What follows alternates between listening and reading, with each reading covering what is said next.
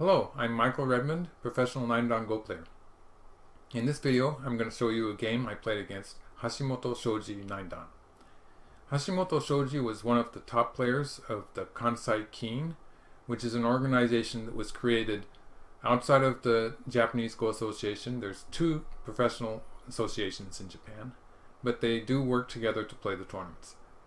And so he was one of the most prominent players in that association. And in his career, he had won tournaments such as the Judan and the Oza tournament, among others.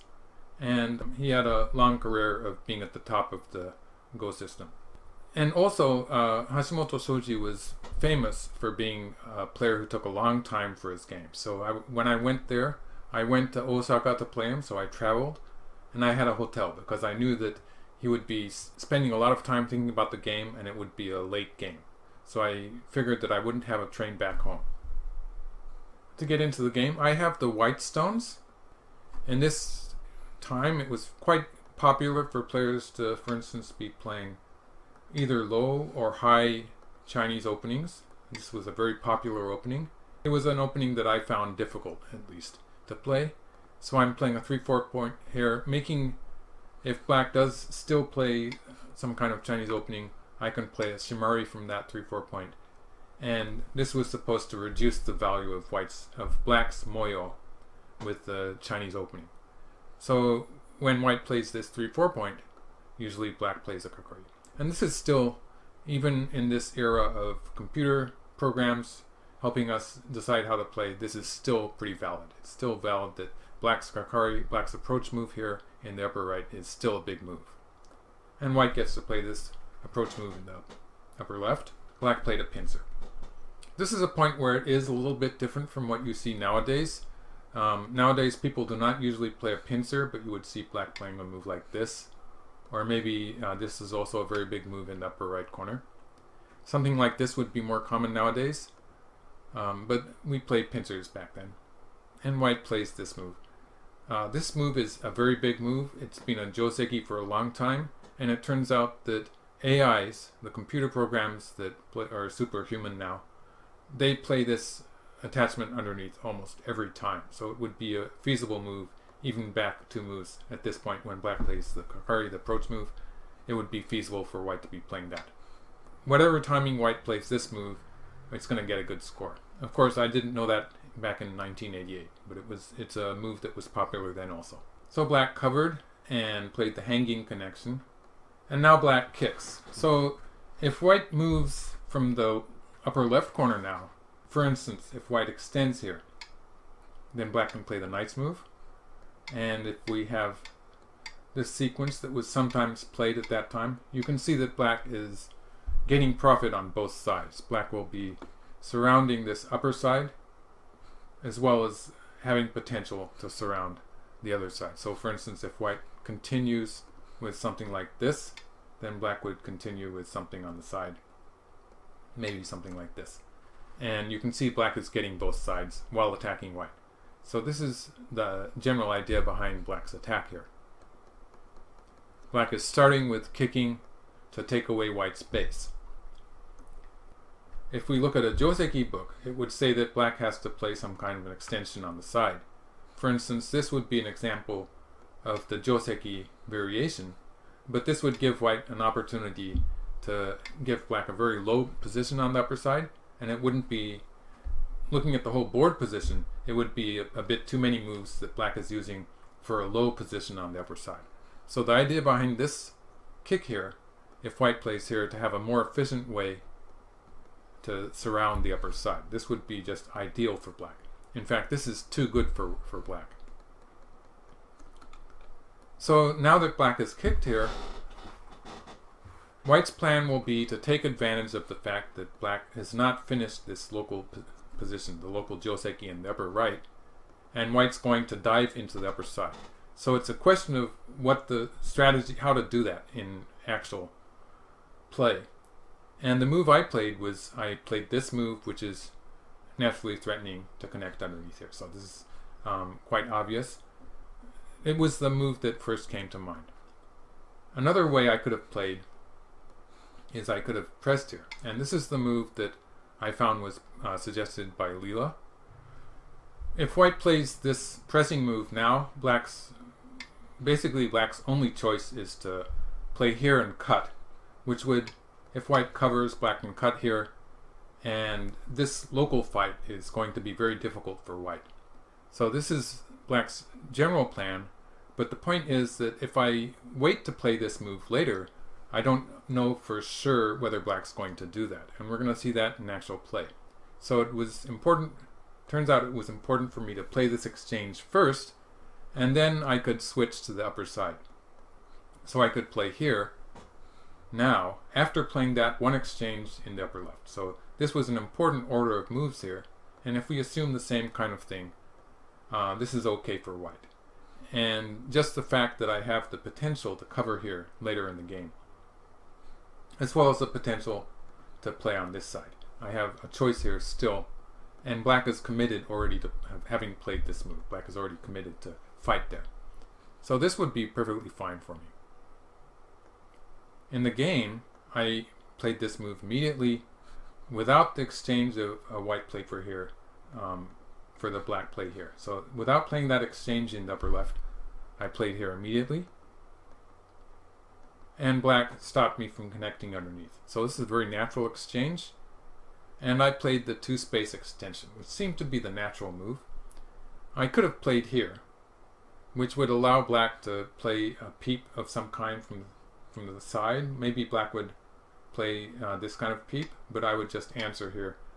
And the focus in this case would be on a fight in the center of the board, in which black's group also, this group here, is not 100% alive. And so I can build some strength, and eventually my idea will be to play this move at some point, and hope to put some pressure on that black stone on the right. So for instance, something like this would be an option. Instead, I played here, and it turns out that controlling the center of the board in this game is pretty important. So when black plays here, it turns out that black's black's score, according to computer programs, has gone up a little bit. And my plan was that I could play here. This actually worked very well in the game, but this is where we find that I should have played the exchange of this move for a black move here earlier. Because when I play it now, black does have the option of sliding on the second line. And I think it would have been better to slide. If white answers this way, then white does have a connection out to this point, but black can then play the hane underneath. Yes, and this is just fine for black. The white group is still, the whole group does not have a complete base. That position on the upper side is not really two eyes for white, it's more like just one eye. So black still has potential to attack there, and in this variation, black has taken the corner on a large scale. So this would be good for black. Otherwise, if I try to play these forcing moves, I would like to be able to play forcing moves here and then connect up to the right side. But black will counter that by playing the hane here. And this is a kind of variation we see a lot of now. In this case, white will capture in a ladder, but black will be able to play two moves in the meanwhile. So for instance, this way would be a ladder breaking move, and black could cut off these stones on the right. So this would be a bit troublesome for me. I'd have trouble trying to save these stones, and I would still have some issues with these stones on the left, with the potential of black playing here to take away my eye space. So this looks like it's a bit difficult for white. It's not the easiest variation.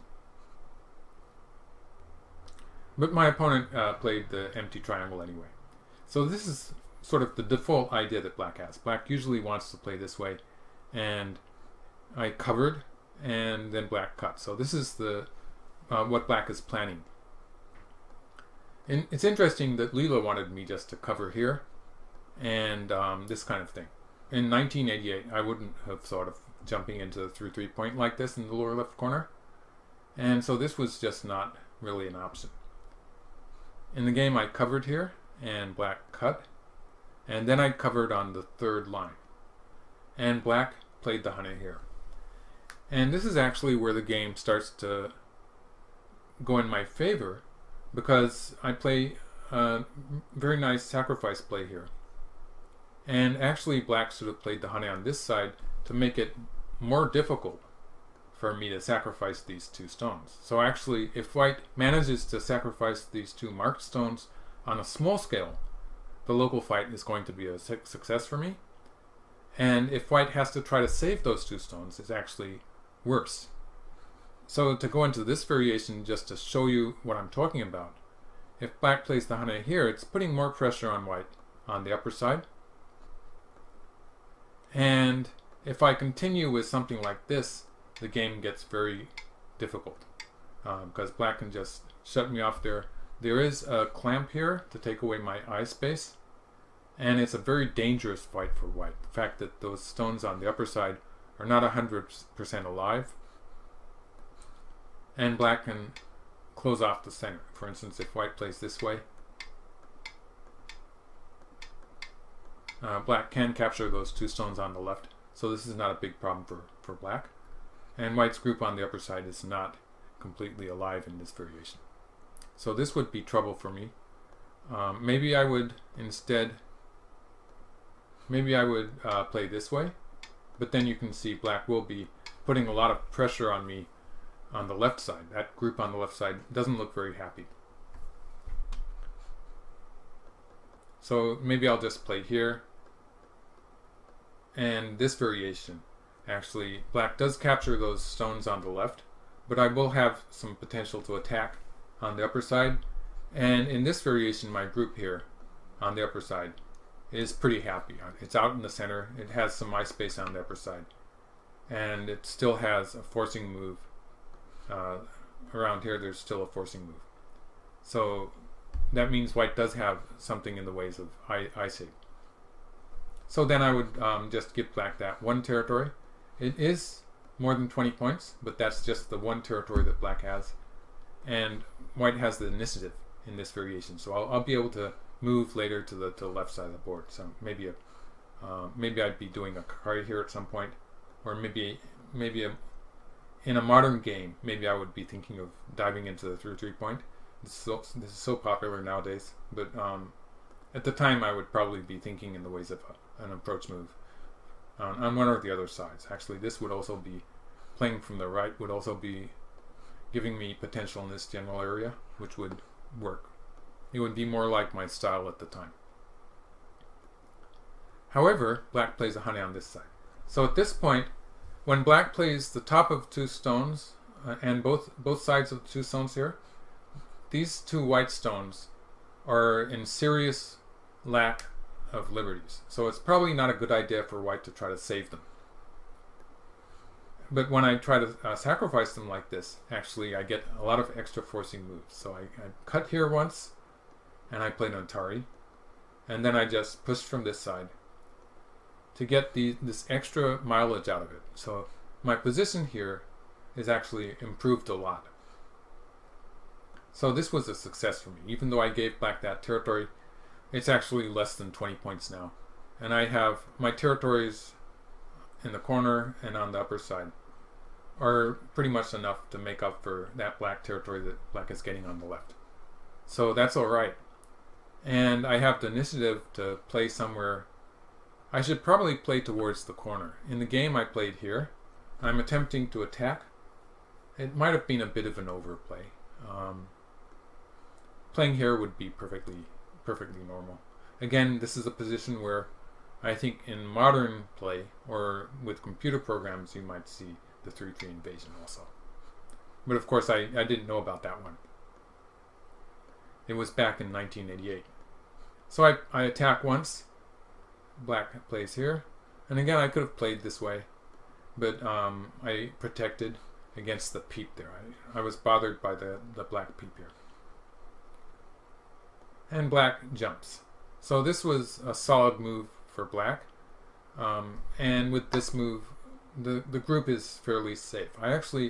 My position here with these two stones, 2 spaces apart, is not very strong. In fact, black could have even played something like this, or maybe this side. And there is potential for black to cut this one stone off with another cut on the fourth line here. So that peep there was a bit overextended to start with. So I don't really want to try to press the attack at this point. And it makes sense that I played away after black played here. And the move I played was this one. It seemed very natural for me to start building towards the lower right area. But of course, I could have played inside black's moyo, like this. This would be perfectly natural. And I think now I would have chosen this move. The black territory, when I play here and black jumps here, this is one step closer to a black territory. If it does end up being a black territory, it's going to be very big. And so I would probably tend to play inside the black potential territory.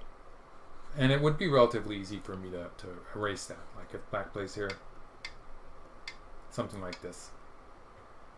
It's no problem. I have some eye space and I'm out. I can move out into the center. Otherwise, like modern computer programs would be suggesting the 3-3 point, this attachment, something towards the left side would be more normal. But I played here. And the reason this is maybe not so big is the fact that black has this fairly strong position jumping out into the center. It means that even if I do build a territorial framework in this general area, the center area is not really an area where I can expect to expand very much. So it's just going to be the sides.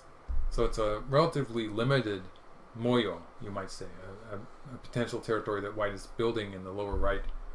Probably more practical to jump into blacks.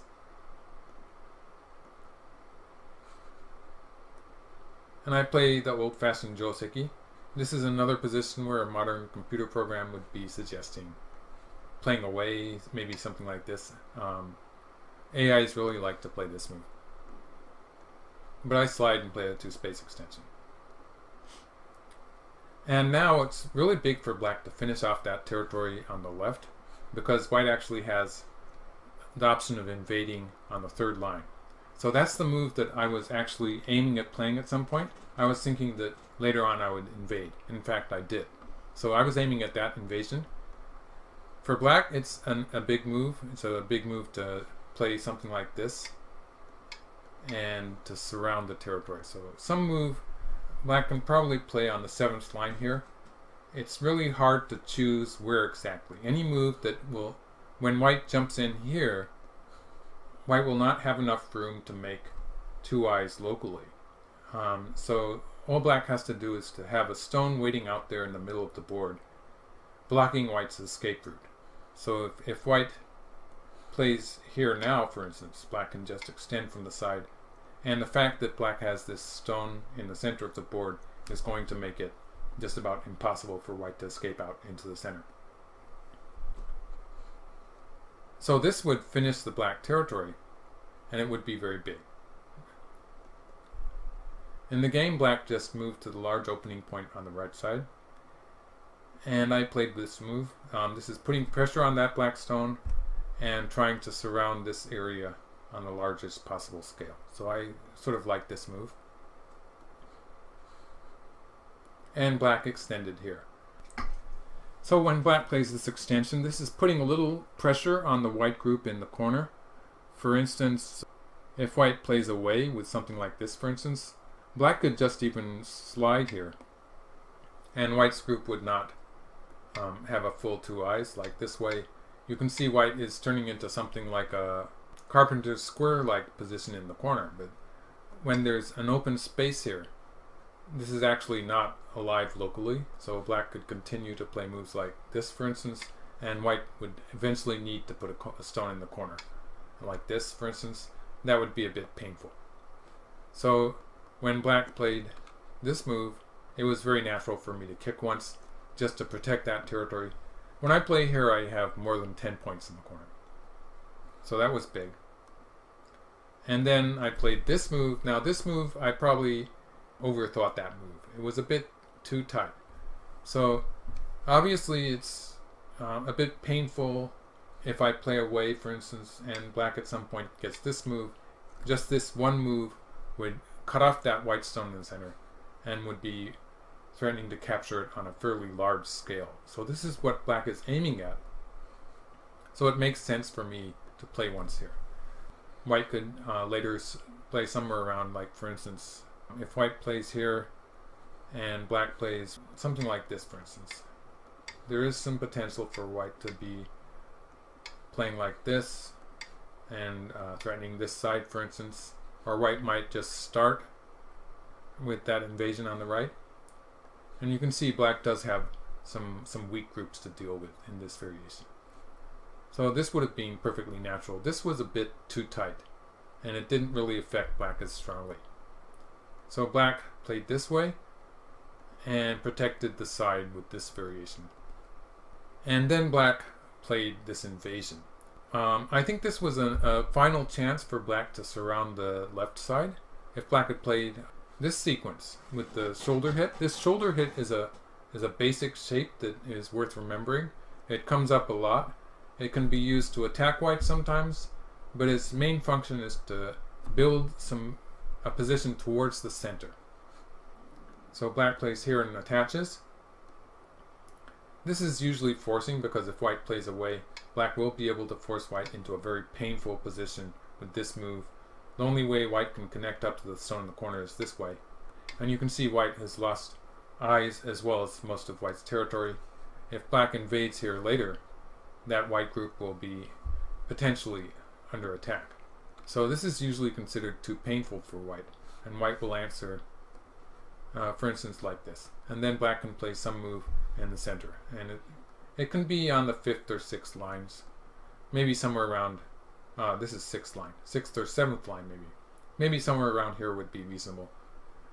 Just putting a lid on that black territory, since white does not have enough room to live on the side.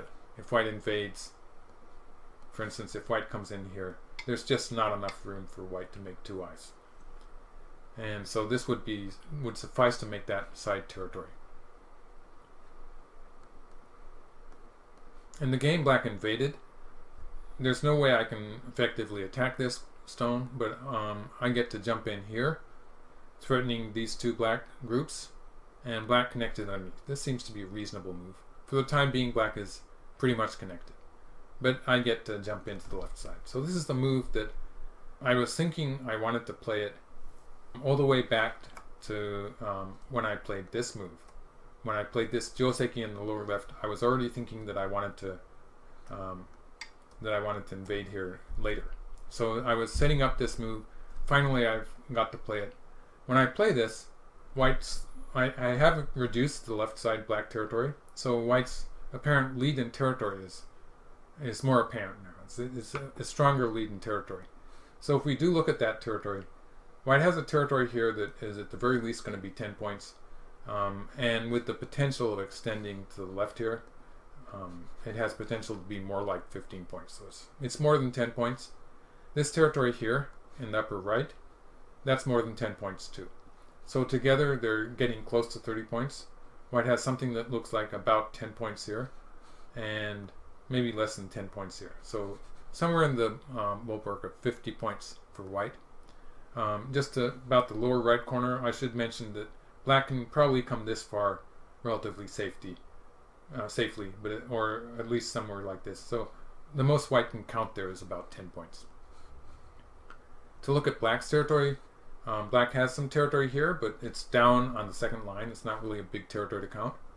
And black has a very solid territory here, which is, even though white has invaded the left side, looks like black can probably get about 20 points in that local position. But then the remaining territories are relatively small and hard for black to count. So when white has close to 50 points, and black only has this 20 points in the upper left, plus a lot of strong positions, it's hard to see how black is going to catch up. So for the time being, I'm feeling fairly good about territory. Black plays here. This is taking away my base. This stronger attack would be to cap here. But if black caps here, and I play here, I'm already threatening to make two eyes on the side. Like if I continue with a move in this direction or in this direction, I should have enough room to make two eyes. So black will probably continue by taking away my eye space, and I can just move out into the center with something like this. And it should be relatively easy for me to escape with this group. I do have that strong group on the upper side, which is going to be something I can threaten to connect up to. So I can use that to improve my position on the left side. It's not in that much trouble. I should be okay. So when I invade here, I'm feeling I have a lead in territory, and maybe I can take it away. So black extended, taking away my eye space, and I played one attachment, and I jumped. So at this point, I think I'm getting just a little bit tight. It might have been a nice light move to play another attachment to see how black reacts to that. And if black just connects, it's a profitable exchange. And if black bumps against me, this is the move that is more likely, I think. But I can cover here. And I don't think black really wants to cut anyway. So that's something I probably wasn't realizing at the time. If black cuts here, like something like this might happen, black will cut here. At this point, black has to protect the left side. Black can do that by playing here, and this protects against. I was threatening to cut here, and also to cut here. So there's two cutting points I was threatening. By playing here, black prevents both of those, but that's okay for me. I can play an Atari here.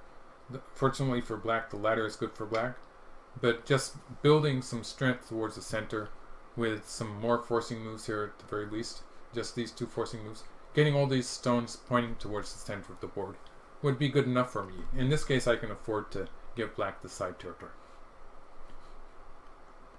And I did mention before that I had a lead in territory, so increasing that black territory to 40 points, I still won't be behind in territory. But I jumped out. I'm trying to save everything here, and black played the capping move, and now I attach. And again, if black just connects here, that will make it relatively easy for me. I can jump out this side, or actually I might poke out once here, just to see how black reacts. It would be relatively easy. So it's a better move for black to bump against white like this. And at this point, I'm threatening. Black could play something like, for instance, like this. The idea for white is just to play these forcing moves. And if I jump at this point, I will almost automatically have one eye there. For the time being, I might be playing play this move first. So there's a number of points where I have kind of potential eyes, and that's just what I was trying to set up there. So it's nothing special, just the extra forcing moves that I was trying to set up.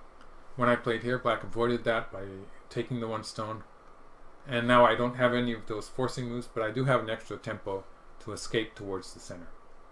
So I could have played this way, or I could have played this way. In the game, I poked out this way, sort of hoping to connect up to the lower side. Actually, that's how it turned out, almost. Threatening to connect up to the lower side. In the game, black played very straightforward fashion, cutting me off with this one. The other option might have been to play here first. I think my idea in this case was to connect up to the center. And I get to attack black in the corner a little bit. For instance, if black plays here, I can peep. And this is putting black under a bit of pressure. Like black can continue maybe with... Black has a number of ways to continue. It's not as if black is going to die automatically. But if black is playing stuff like this,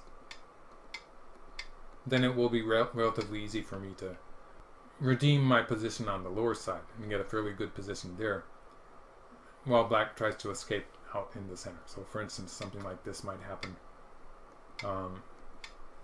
This would be relatively easy fight for me because my position on the lower side is not hurting, and I have a good position in the center of the board too.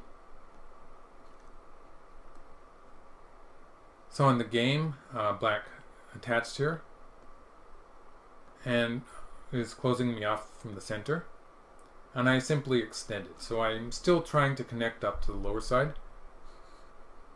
In the game, I played this wedge here, and black actually did not allow me to connect up. So this was a turning point in black's strategy. black could have taken some profit at this point by capturing the one stone. And I would push through. This is a connected shape. Black gets to push through here. So that's some profit for black in the corner. And I think black's territory on the left side as a whole, these two territories here, will be something like 40 points. And actually much larger than that if black does get to play this move at some point. There's 2 big points, so it's somewhere in at least 40 points, maybe a bit more. I will be able to cap here and put a lot of pressure on black's stone on the lower side. So you can see that my position here with the stones connecting out to this area give me some extra strength to sort of put a cap on the black stone, make it difficult for black to escape.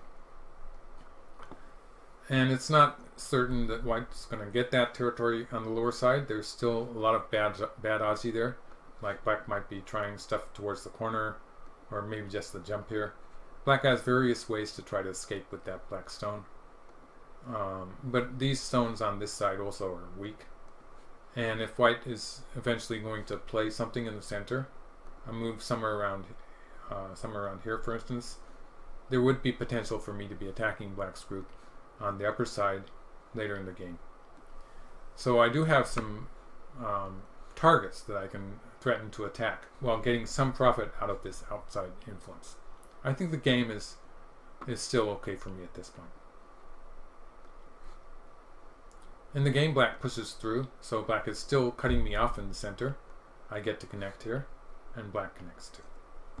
So my group in the center is completely cut off. The advantage that I've gained here is that black's group in the corner is a little bit uneasy. So this group here, I do have some potential to push it around. And I do have the advantage that I do have that group on this side. I'm threatening to connect up to it with a move something like that. So I do have that group on the upper side which is strong, which I can threaten to connect up to.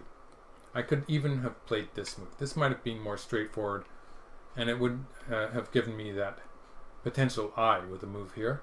So it would have given me a slightly more eye space and a solider connection, so that if black plays here, I can just continue pushing through. This might have been better. In the game I play here, black plays here, and the connection here with the 2-space jump is just a little bit more loose. So for instance, if I played here in the game, if I simply jump here, there is some potential for black to be cutting me off with something like this. So this is a bit dangerous. Or if white plays the other side, black can play here. This is a bit dangerous for me. I'm liable to lose that group on the left. So that's why I'm playing here. And it sort of demonstrates the weakness of my playing a 2-space jump here instead of the 1-space jump I was showing in this variation. I bump against, well, that fixes it, but black does get these extra forcing moves. And if black at some point plays a peep here, you can see white's going to have 0 eyes. So it is taking away my eye space too.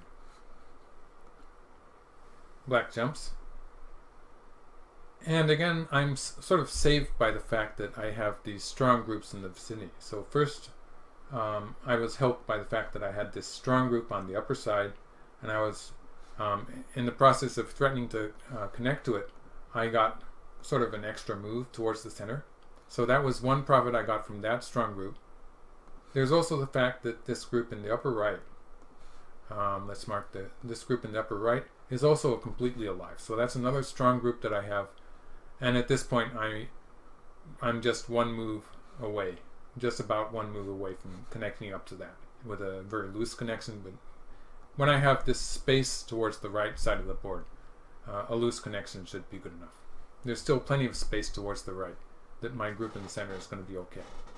And we have to remember that this black group is not 100% strong either. So black played here. This strengthens the black group there, links up to this stone on the 3rd line. So it's going to set up a potential attack against this white group. We're going to see that later in my commentary of this game. So white peeps once. This was getting rid of the threat to peep underneath here. Black was thinking of probably thinking of peeping here at some point. For instance, let's say if white plays away, it is possible for black to peep here, and if white covers, this is just a ladder. A number of ways black could have played that, but it's a ladder in either case. So that's a ladder, and if white connects, then black can connect underneath. And this would put me in trouble with eye space. So it's natural that I want to play this peep. And now I can answer that peep underneath by covering on the second line. So black curled around. With this, you can see again black is making a very strong group here and still thinking of attacking white in the center of the board. So I play here. I'm starting my attack against the black group in the corner. Black attaches, and black is perfectly alive, but I continue with this to scoop out the corner. So this is a kind of a forced variation where black is relying on the potential connection to the upper side, the upper part of the left side, and I'm getting a little extra profit in the corner. So now black connects. That finishes that variation. And black does have a fairly sizable territory there. It's close to 30 points on the left side there. But still black does not have very much territory elsewhere. And to recap what I have for white, this is slightly more than 10 points. This is slightly more than 10 points. And this is about 10 points now. And this is about 10 points. So I have something like 40 points. Black has close to 30 points plus some potential. It's starting to look like it's going to be a close game, and indeed it is. So I play here. So when I play here, obviously this is reinforcing my group in the center, and it's connecting up with this stone on the right. And I have a reason for choosing the knight's move here, because this is setting up my next attack. In the game black played here, and when I say my next attack, it's going to come right now, I think. Yes, this move.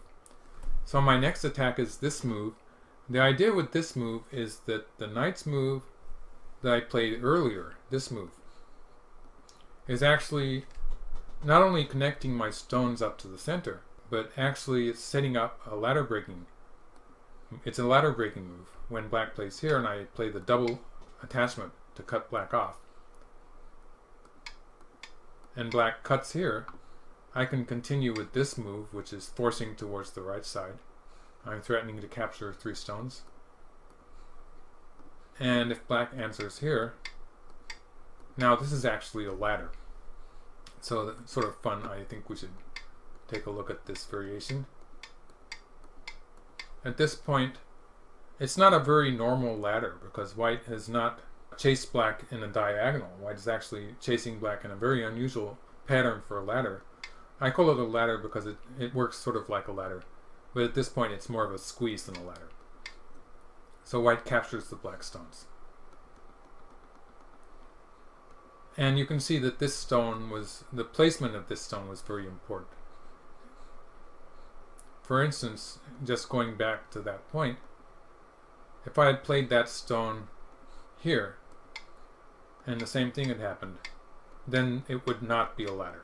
Black would be able to cut here, and in this variation I might be in a bit of trouble in the center of the board. I'm not so sure about this one. This actually might work also, but it would be a completely different variation, and when I play here I'm looking at the ladder. So black played here. There is some question as to how black should have attacked the white corner, because in this case it's relatively simple for white to play here and have, well, close to 10 points, something like 8 points in the corner, and the initiative to play this move which I was aiming at playing. So this is sort of according to plan for white. The more troublesome move that black could have tried is this one, which goes just a few spaces deeper into the corner. And if I'm submissive here and I play this move, then black does have the continuation of playing here, and would probably play once here. But you can see that black is threatening to attach here and take away my eye space in the corner. So this would be more trouble for white. I might actually play this way, which is probably going to allow black to live. This is a bit more complicated. Possible semei, all sorts of things could happen. But if white simply plays like this, something like this, for instance, this is the general idea where white allows black to live in the corner. Black does have a living shape, but white can isolate that black group on the lower side. Black will be able to live here, but is being put under some pressure, and white still does have that attachment on either side.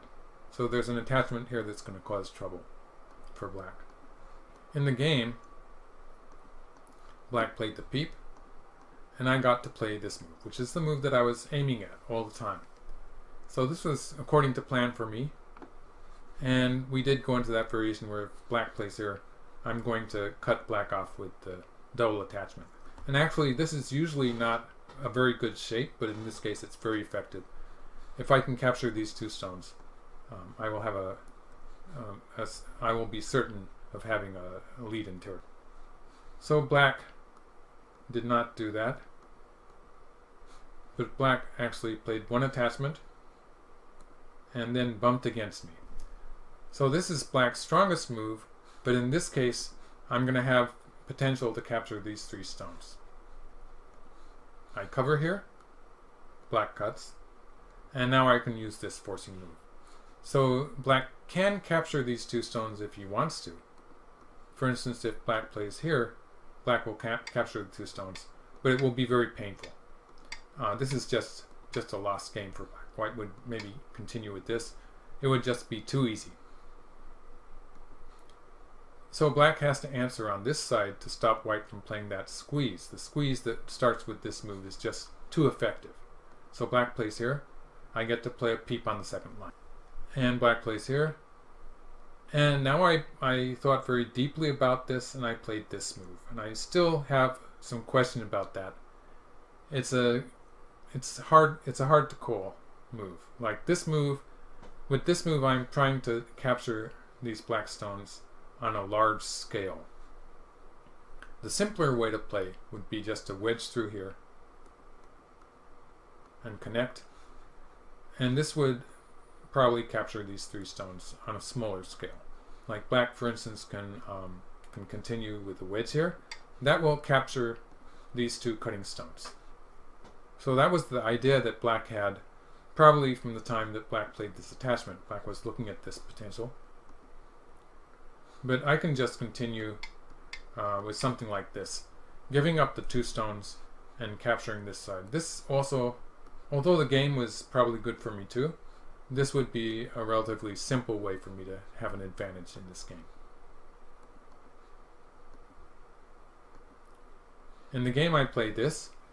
So the point of this move is that if black answers this way, the same variation happens, only this exchange here is making my territory a little bit bigger. In the other variation, where I had not played that exchange, black will eventually have this endgame move, where black plays Hane on the first line, so that will reduce my territory. In this variation, that endgame move is gone. So ideally, at the most, it's going to be a 2-point difference in my territory. So in this variation, I've just gained a free 2 points. And if black continues with this, I should be happy just to make a life in the center. This would be an even easier variation for me. So in the game, black plays away. I think black would end up having to play the same variation anyway, but I chose to play away from this move. And in this variation, I'm trying to capture these black stones. And black pushed through. I got these three stones. So at this point, I've captured this territory, and I thought I had won the game at this point, because this is big. But it turns out black's profit here in the center is pretty big too. So I haven't gained as much as I thought I had at the time. It's still a fairly close game. Black continues with this move, which is one of the extra profits that Black got from pushing through here in the center. These two stones have filled my liberties on the right, and now Black can play here. So if I answer this way, Black can just push through here, and if I play here, already Black is winning the fight here. White cannot connect here. Black just wins.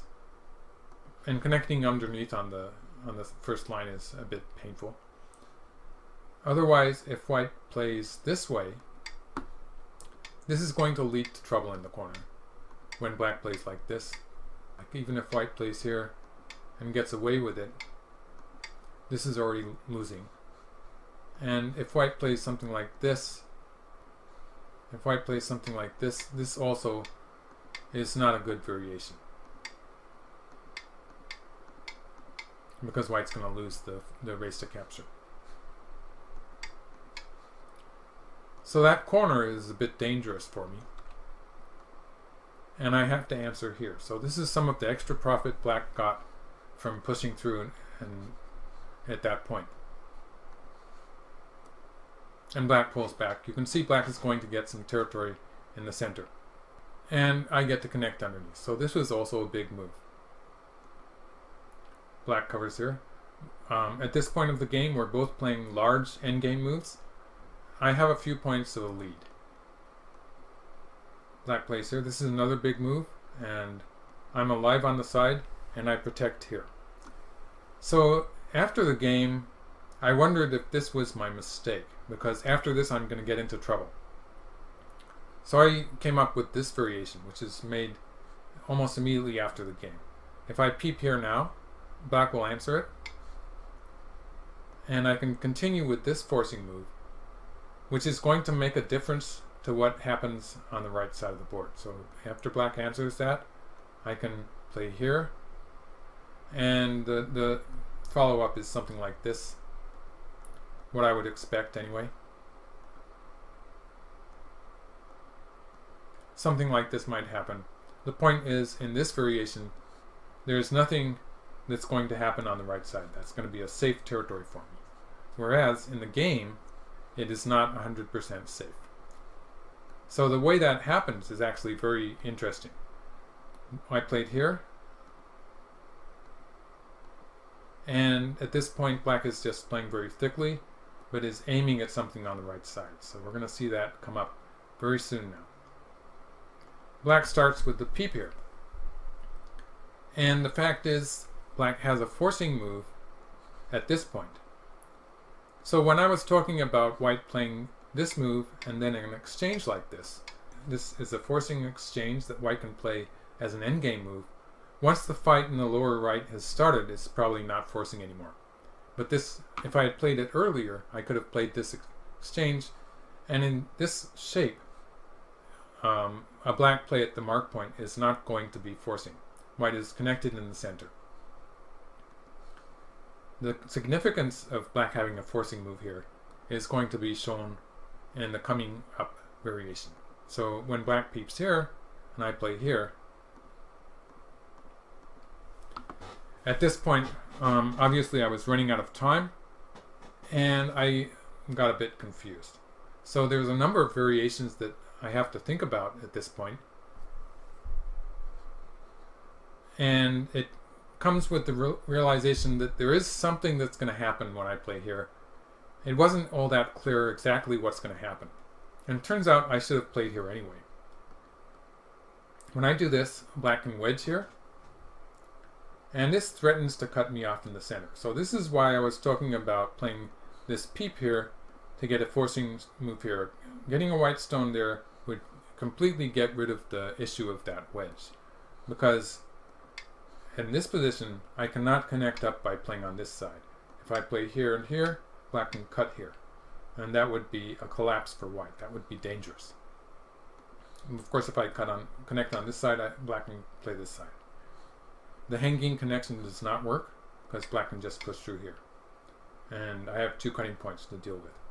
So there's that wedge that Black is aiming at, And when I do not have these stones that I wanted to play in the other variation, when I do not have those stones there in place, I have to answer it on this side. Now this is connected, but black gets this forcing move. What happens when black gets that forcing move at 8 is the question here. And there's a number of variations that black can choose from. So black has a threat of pushing through here. There's the question is, does black just push through here immediately? Does black cut here once first? Does black connect here first? Or does black cut on the other side? So let's go through one of them at a time. First of all, let's look at what happens if black pushes through here. If black pushes through here, turns out white's going to play here. Because if white cuts here, this is going to be a collapse for white. Black will capture the one stone. And now we can see that the black group on the right has 1, 2, 3, 4, 5 liberties. 5 liberties. And white, the stones that white has to save are these 2 stones. But even if I connect once here, black can cut here, and white has only 3 liberties. So there's no way I'm going to win this semi. There's no way that I can win this race to capture. That means that when black pushes through here, I have to play here to set up the cut at this point. Now it gets exciting because it's perfectly simple. If black simply connects here, I can capture the 2 stones. This was a relatively minor damage. It's not a big deal. Question is, what if black connects here? And this leads to a completely different variation where black is threatening to capture these 3 stones. So for instance, if I save those stones, it's going to be bad because black just connects up to the center. And again, if I cut here, it's not going to work because black can cut here. And now black has 3 liberties to white's 2 liberties. So again, this is going to be trouble for white. So I have to cut here. So just to back up a few moves and show you the correct variation here, if black pushes through here, I have to play 1 Atari here, and this is making Miyai of the capture of 2 stones and cutting here. Black has to counter with this move, threatening to capture 3 white stones on the right, but also threatening to push through here and connect up to the center. I have to counter by just cutting here, allowing black to take the right side. And then I would continue like this. I'm getting a bit of an attack on black's lower side group. And I do get to continue the attack here. You can see black has just the 1 eye here. And black will be able to make another eye here. But this is going to be a bit painful for black. This actually is a winning variation for white. If I just play like this, I can get that extra move at 29 in the center of the board. My stones here are all connected up. These 3 stones are connected up. So black is forced to make an eye on the side here. This is just fine for me. I can reduce black in the center, and I've got some territory in the center here. Reduced all of black's territory in this area to just a 2-eye shape, and I have a small lead. This would have been okay, but at the time of the game, I didn't seem to have enough time to calculate that. So that's just one of the variations. Like when I push through here and black gets that forcing move at 8, the other variations are relatively easy. Like if black cuts here first and then pushes through, it's not such a big deal. I can just sacrifice the 2 stones and everything else is connected. And the difference there is that if black starts with this move and I do the same thing, then black gets to cut here, and this stone, when black captures this stone also, that's going to save all of black's stones on the right. So that would be a collapse for white. So when black pushes through immediately, I have to save everything with this move. And that was the variation I was doing before. When black cuts here, it's not such a big deal because I can just sacrifice 2 stones. So cutting at 10 first lessens the impact. So what about cutting on the other side first?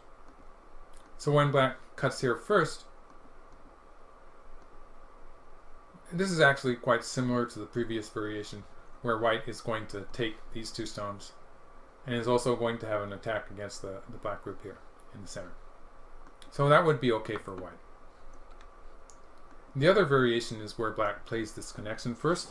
We saw black pushing through, and then when white plays here, black playing the connection here. So there's the question of what if black plays that connection first? This actually fills black's own liberties. And in this case, white is going to win the race to capture.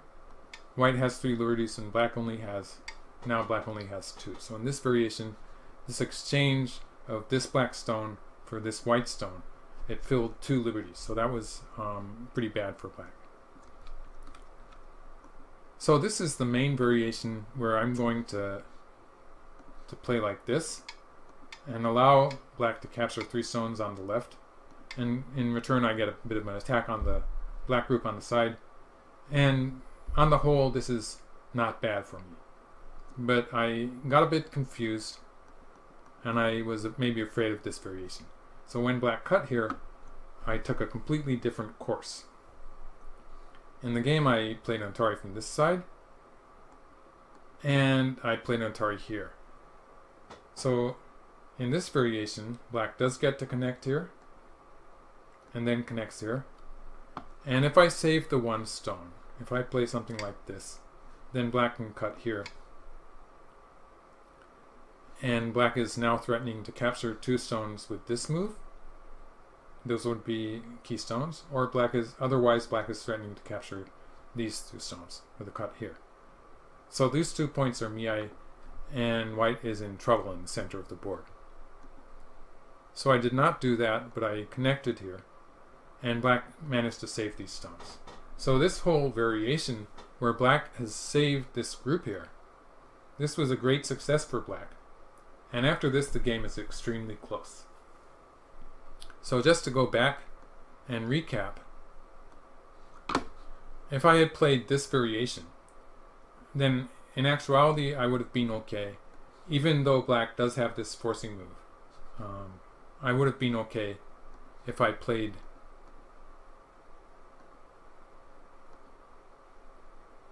this mainline variation, where black does get to save these stones on the right, but I do get some extra territory in the center of the board. This would have been perfectly okay for me. So this variation that I went into earlier was the better variation for me. But in the game I didn't correctly read that out, and I played this way. Lost several points. This made the game extremely close. And I did get some extra territory on the side, but on the whole, black has made a huge profit here. My group in the center is perfectly alive. It's not as if the group is going to die though. So black continued here, and this was a point where black maybe had a chance to win. It's a very fine point. If black plays this exchange, then black seems to have a small lead at this point. I think this was a chance for black to win the game. In the actual game, black simply played here.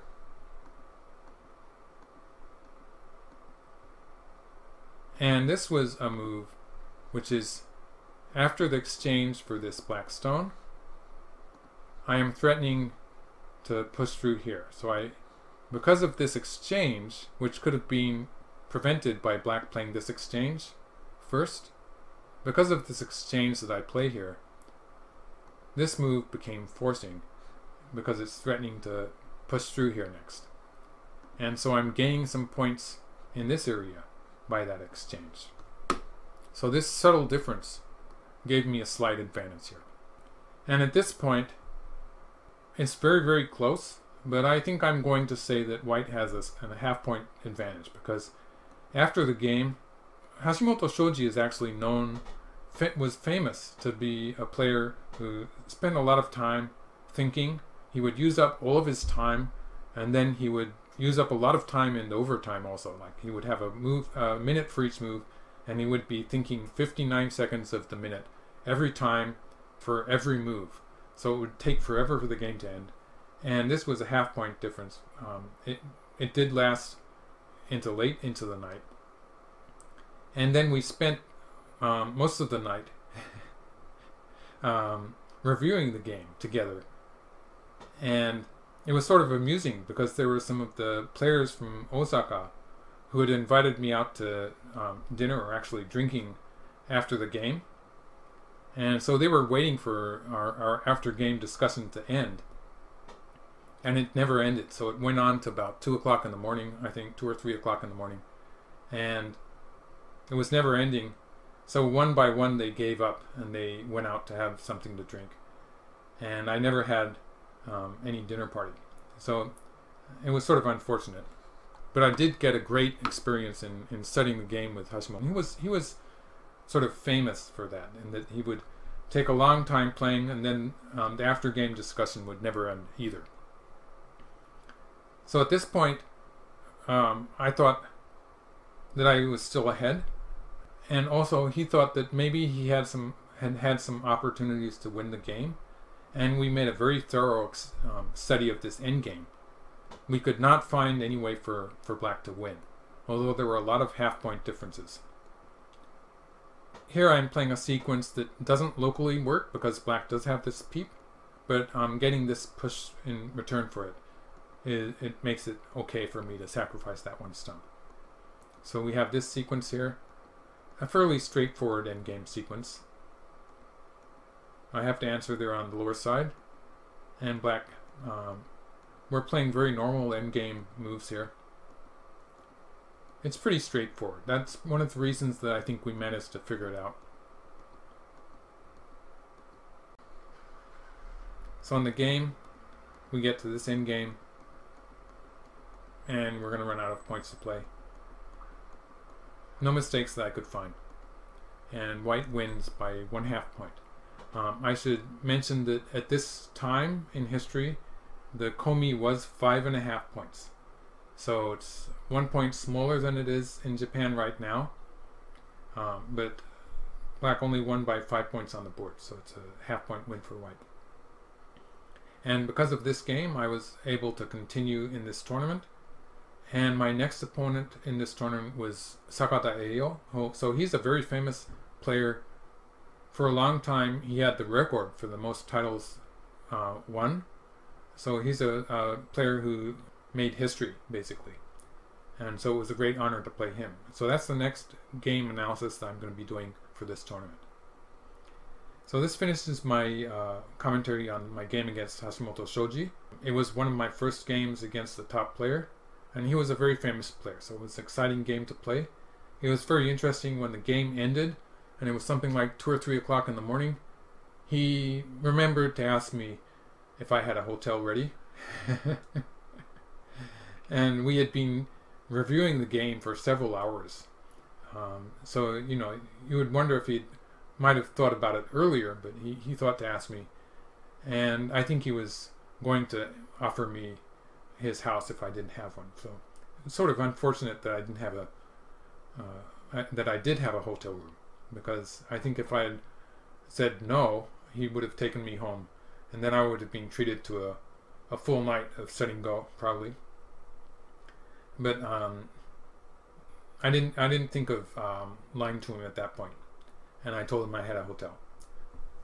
So I managed to get some of a night's sleep at least. And so that's it for this video. I hope you enjoyed, and don't forget to subscribe to the channel. Thank you.